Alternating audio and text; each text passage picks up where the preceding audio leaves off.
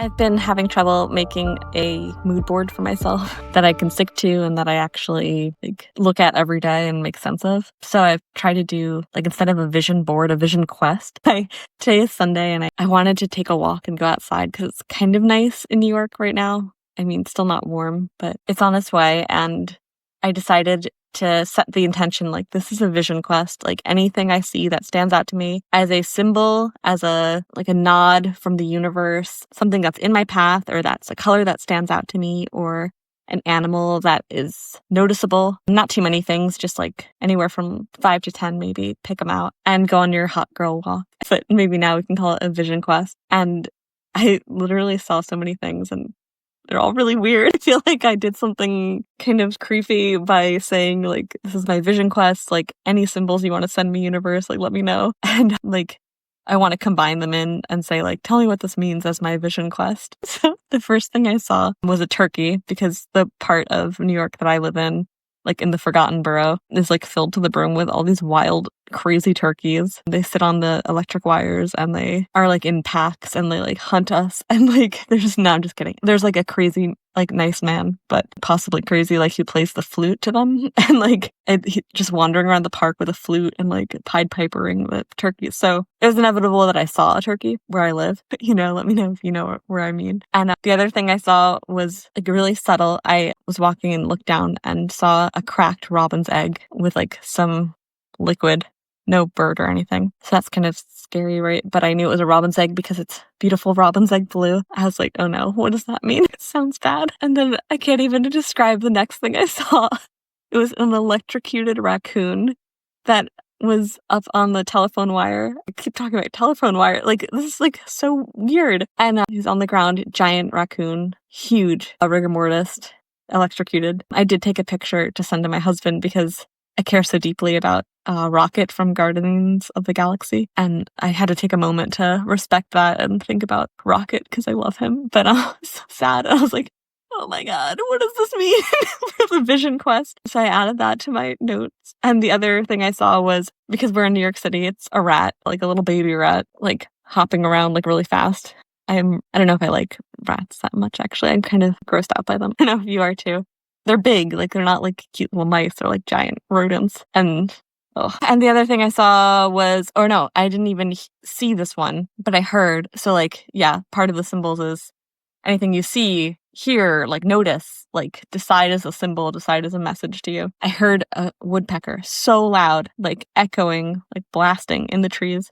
I was looking for it and I saw a bird move away, and I didn't get to see him anymore, but I heard the woodpecker. So I put that into chat too. I put it all together and I was like, oh, what does this mean? Okay. The rat says you came from the depths. You survived the grit. You know how to live through chaos. The woodpecker says you're being guided. Keep creating even when it's invisible. The turkey says you're being offered abundance, which sounds kind of nice. But first, root yourself in gratitude, not hustle.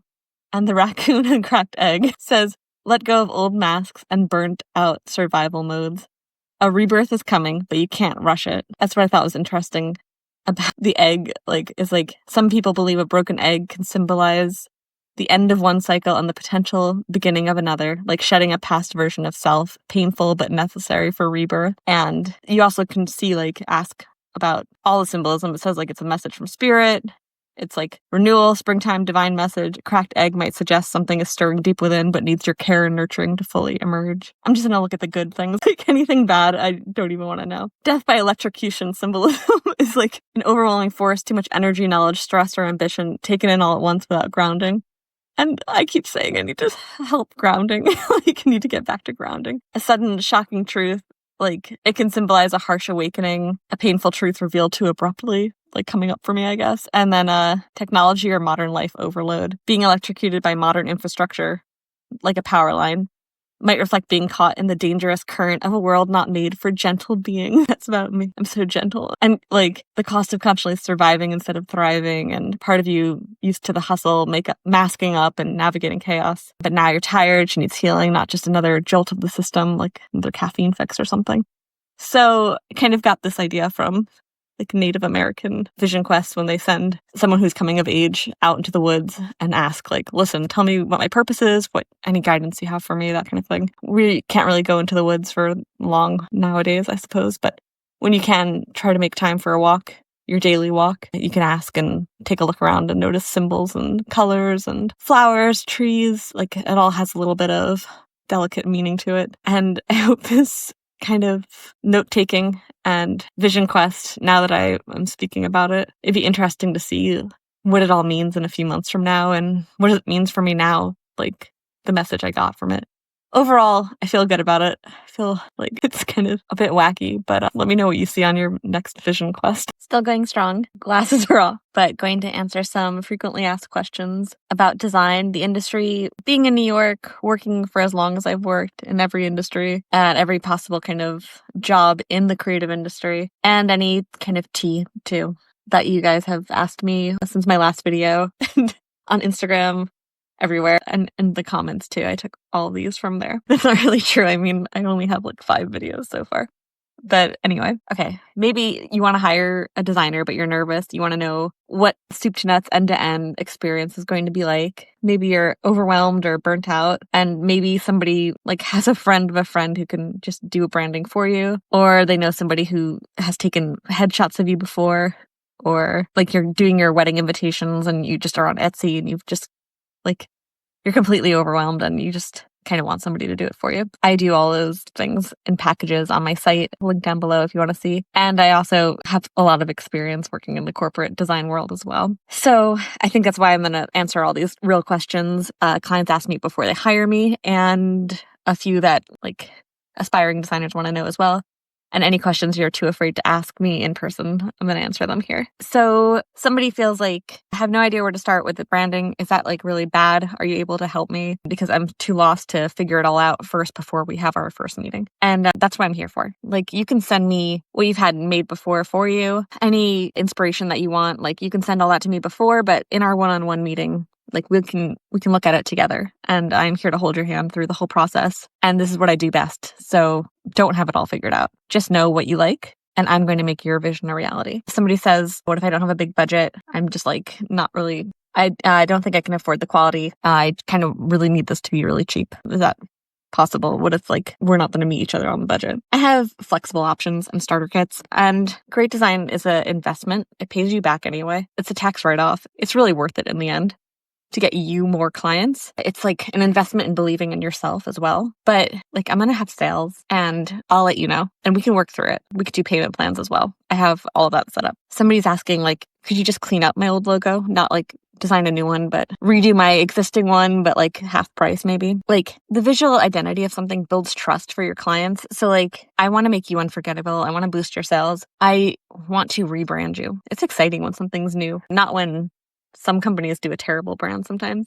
You know, like was all under lowercase and then they became like all uppercase and all like sans serif. Like, I don't mean like that, but sometimes it's exciting to see a brand that you've heard of for a long time have a rebrand. It's kind of like news. It's like a new, like curious information. So it makes like potential customers check you out. You're going to want to go with a new brand. Don't worry about cleaning up your old logo or people forgetting you.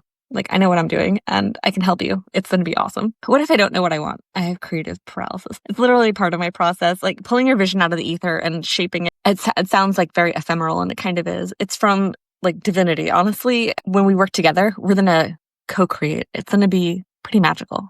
And we know words can only go so far. Like, let me show you what I can do. How long does it take? Okay. It depends on the package, obviously. Like, we prioritize clarity and flow over here. You're never left wondering. And if you have something that's time sensitive, that's important too. I'm a really fast and efficient worker. And, you know, if it all aligns, it aligns anyway. Don't worry about the timing. It's going to be quick. You're going to be up and running anytime, like no time soon. Do I get revisions? Yes, of course. As many revisions as you need. I don't want to play endless ping pong. I'm sure you don't either. We don't have time for like ridiculous perfectionism. I also am not married to what I love revising it for its highest good, for the best purpose. It's really no problem at all. But there is, you know, in the package, client contract, this many revisions, etc. And then it's kind of getting in touch with believing in yourself and agreeing, like being confident in your design too.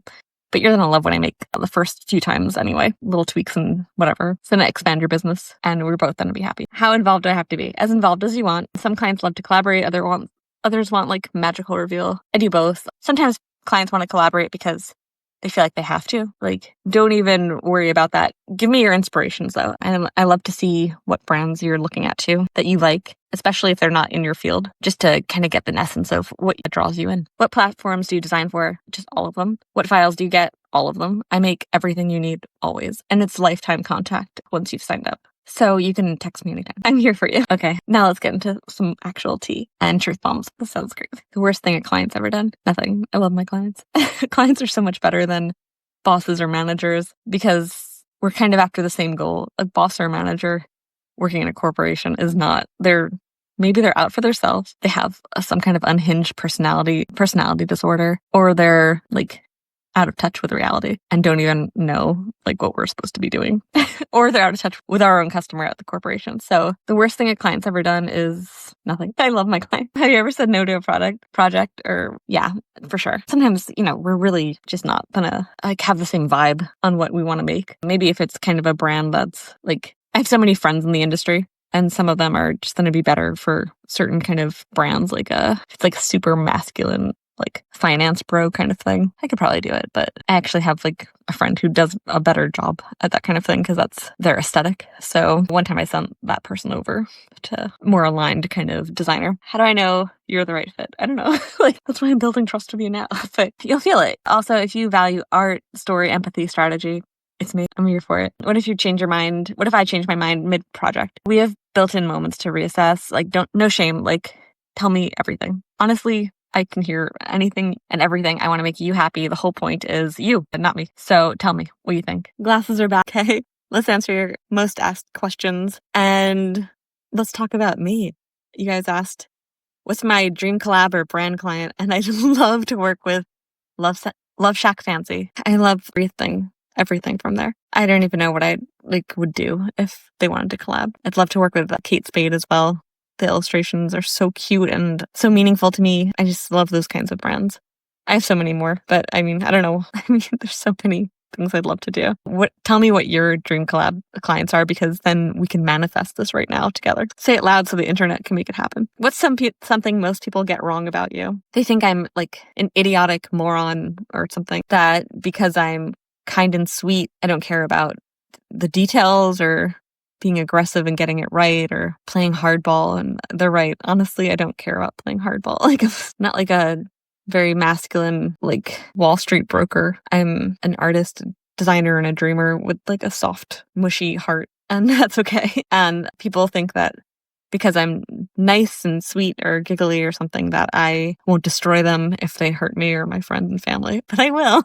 I'll come for you. So be afraid. Just kidding. How do you decide which ideas to pursue? I just do all of them all at once. I'll burn myself out, go crazy, make everyone around me crazy. It's the worst. Maybe it's ADD. Who knows? If you feel overwhelmed, I get you. Honestly, there's so much beauty in this world that I love, that I want to make my own version of. That's why I spend so much time pinning on Pinterest.